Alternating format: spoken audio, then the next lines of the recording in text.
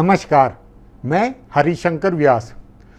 नवंबर 2022 के पहले सप्ताह की गपशप में मेरा फोकस है एक्ट ऑफ गॉड बनाम एक्ट ऑफ फ्रॉड पर।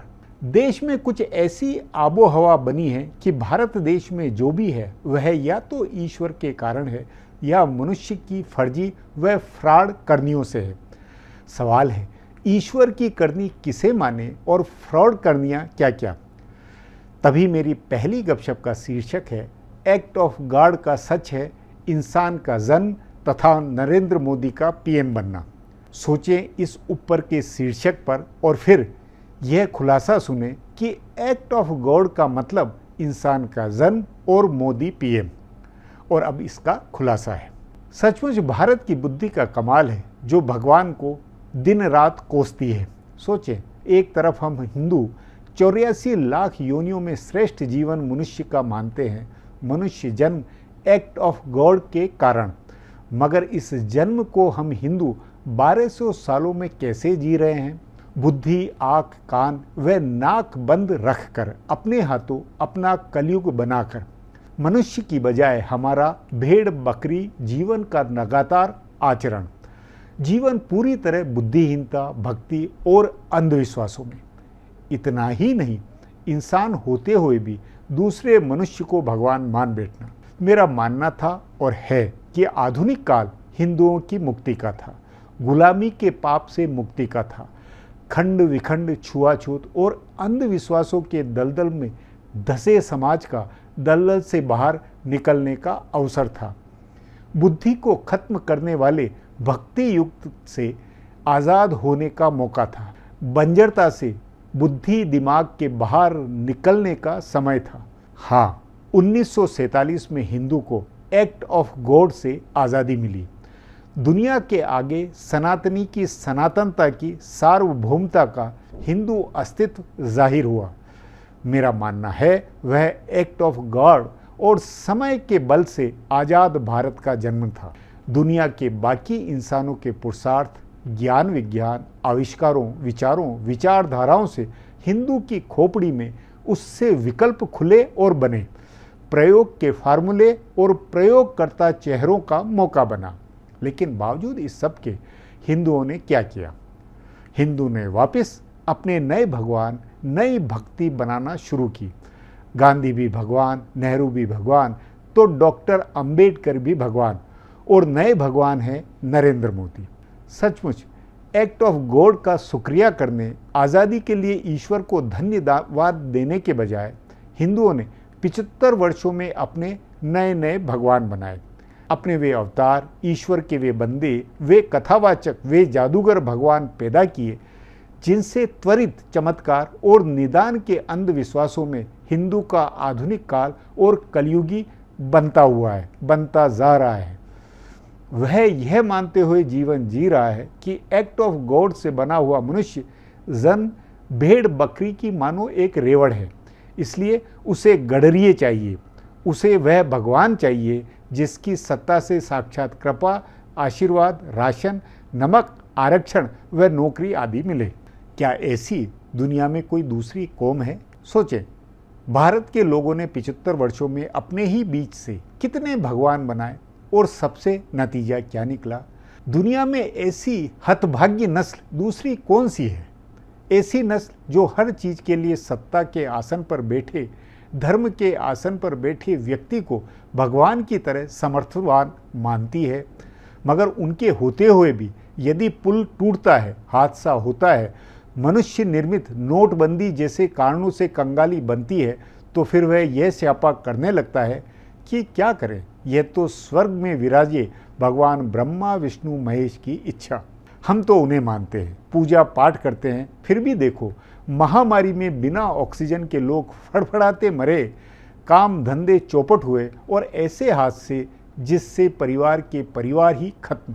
जन्म देने वाला दोषी है हम नहीं, हमारे नियंता नहीं, हमारे शासक नहीं। सवाल है, हिंदू की बुद्धि, दिमाग और खोपड़ी में इतना भूसा कैसे भरा हुआ है जो एक्ट ऑफ गॉड में जन्मा इंसान बाद में अपने ही बीच में पहले तो किसी को भगवान मान बैठे और उस पर आश्रित रहे, फिर भूख, बेरोजगारी, पुल टूटने से लेकर प्रदूषण, खराब सड़कों के हादसों की बेमौत मौतों की जिंदगी का ठीकरा उस जन्मदाता ईश्वर पर फोड़ें जिसने उसे बुद्धि, सत्य, ज्ञान से लेस करके पृथ्वी पर पैदा किया है।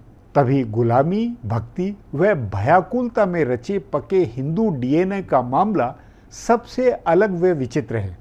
गौर करें हिंदुओं के मौजूदा प्रधानमंत्री नरेंद्र मोदी पर। Narendra Modi act of God से प्रधानमंत्री बने, जैसा हिंदुओं का कलयुगी इतिहास है। कुछ नहीं होते हुए भी समय के संयोग से उन्हें दिल्ली के सिंहासन पर बैठने का मौका मिला, मगर वे एक्ट ऑफ गॉड के अपने मनुष्य जीवन और उसमें भी राजयोग के मौके में कैसे कैसे एक्ट ऑफ फ्रॉड करते हुए वे खुद प्रजा के भगवान मानो बन गए। हवाला ईश्वर का और नाम अपना, ईश्वर के मंदिर बनाते हुए अपनी मार्केटिंग, प्रजा में बुद्धि, ज्ञान, विज्ञान भरने की बजाय झूठ, अंधविश्वास व भक्ति को भरते हुए मई 2014 से लेकर आज तक और जब तक वे सत्ता में रहेंगे तब तक नरेंद्र मोदी क्षण प्रतिक्षण उन हिंदुओं की के दिल दिमाग में लगातार अपने चेहरे की ये प्राण प्रतिष्ठा बनाने की जिद ठाने हुए हैं कि हिंदुओं जानो, उनके कारण राम जी मुक्त हुए, महादेव के वास का पुनरुद्धार हुआ, वही गंगा माँ का आसरा है, वही 100 करोड़ भूखे लोगों को राशन पैसा बांटने वाले अन्नदाता है। उनके दिमाग में सर्वज्ञता की सरस्वती विराजी हुई है, वही हिंदुओं की देश की सुरक्षा के महावीर है। और उनके इस प्रचार, ऐसी झांकियों, श्रृंगारों के आगे एक्ट ऑफ गॉड की लीला का मनुष्य जन्म उर्फ भक्त हिंदू की बुद्धि क्या कुछ करती हुई है, उनकी आरती उतारते हुए। मोरबी में पुल टूटने से लोग बेमौत मरे, तब भी किसी में यह पूछने की हिम्मत नहीं थी और नहीं है कि मोदी जी इतनी शक्तियों, सर्वशक्तिमान पावर के बावजूद प्रजा का ऐसा बेमौत मरना भला कैसे। मगर उनसे सवाल कर दे, उंगली उठाने की बजाय यह कहकर बात खत्म है कि भगवान जी की इच्छा। हिंदू के लिए बतौर इंसान किसी की जिम्मेवारी व जवाबदेही है ही नहीं। भला कैसे भगवान नरेंद्र मोदी से ये सवाल पूछा जा सकता है कि 22 साल के आपके राज वाले गुजरात में वह कोरोना काल कैसे था जिसमें लावारिस मौतों की विभीषिका थी, तो मोरबी की भीड़ के लाशों में बदलने का भयावह नज़ारा भी। यह क्या एक्ट था। अब दूसरी गपशप है, इसमें चर्चा है कि एक्ट ऑफ फ्रॉड में फिलहाल प्रमुख क्या है, तो जवाब मोदी जी का भगवान अवतार। हाँ, मेरा मानना है कि मानव और खासकर हिंदू इतिहास एक्ट ऑफ फ्रॉड से भरा हुआ है। फ्रॉड छोटा मोटा नहीं, सीधे अपने आप को भगवान घोषित करने या बनने बनाने का। सचमुच में भेड़ बकरी जीवन वाले अंधविश्वासी समाज को एक तरफ करके यदि जरा सोचें तो 21वीं सदी के चेतन हिंदू लोगों के अनुभवों पर क्या कुछ निष्कर्ष निकलेगा, क्या नतीजा निकलेगा। वे कितनी तरह के कैसे कैसे एक्ट ऑफ फ्रॉड में जिंदगी जी रहे हैं। सर्वप्रथम राष्ट्रीय स्वयंसेवक संघ उर्फ आरएसएस को ही देखें। इसके साथ कैसा एक्ट ऑफ फ्रॉड हुआ पड़ा है, जो न तो उनका हिंदू राष्ट्र बना, न अखिल भारतीय गो हत्या पाबंदी कानून बना, न स्वदेशी व आत्मनिर्भर भारत बना, न विदेशी बाहर निकाले गए, न कॉमन सिविल कोड बना और न कश्मीर घाटी में हिंदुओं का रहना संभव हो सक रहा है। बावजूद इसके मोदी जी की आरती उतारते रहने को लगातार मजबूर। नरेंद्र मोदी ने हर तरह से संघ का टेक ओवर किया हुआ। न मोहन भागवत जैसों की कोई हैसियत है और न उनके स्वयंसेवक नितिन गडकरी की या किसी भी XYZ स्वयंसेवक मुख्यमंत्री की। यदि नरेंद्र मोदी की ईश्वरीय सत्ता 2029 तक बनी रही तो संघ अपना 100वां साल मोदी स्वयंसेवक संघ के रूप में निश्चित ही मनाता हुआ होगा।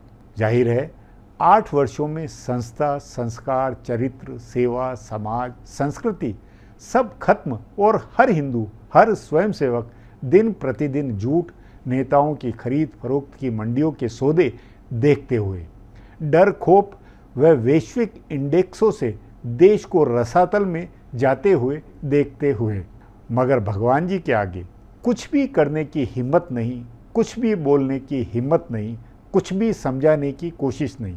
हिसाब से यह वैश्विक रिपोर्ट बहुत हिला देने वाली है कि यूनेस्को ने भारत की शिक्षा को अफगानिस्तान के लेवल वाला बूझा है। भारत में शिक्षा श्रीलंका, भूटान और पाकिस्तान से भी अब पिछड़ गई है।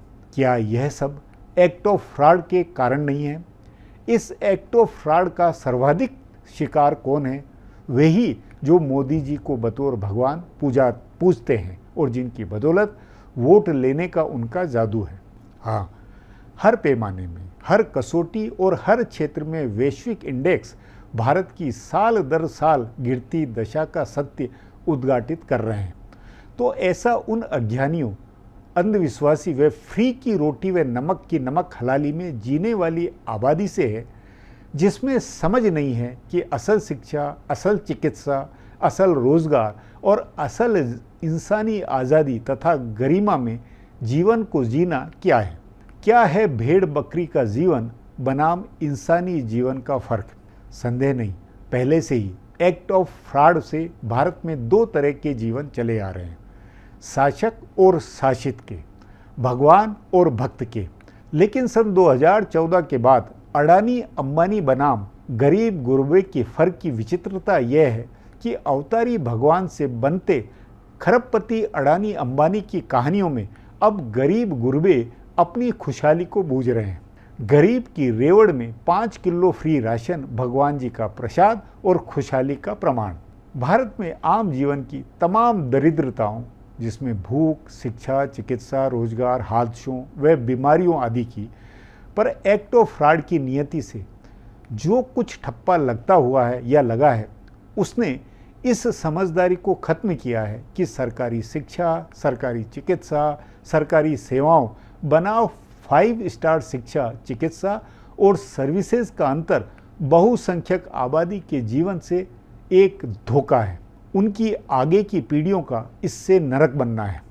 लेकिन देश की कोई 100 करोड़ आबादी उस नैरेटिव, उस प्रोपेगेंडा, उस सोशल मीडिया में अंधी है जो कलयुग की भी अति है।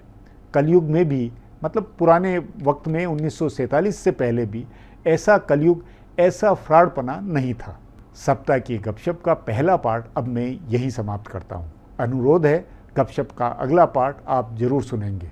बहुत बहुत धन्यवाद।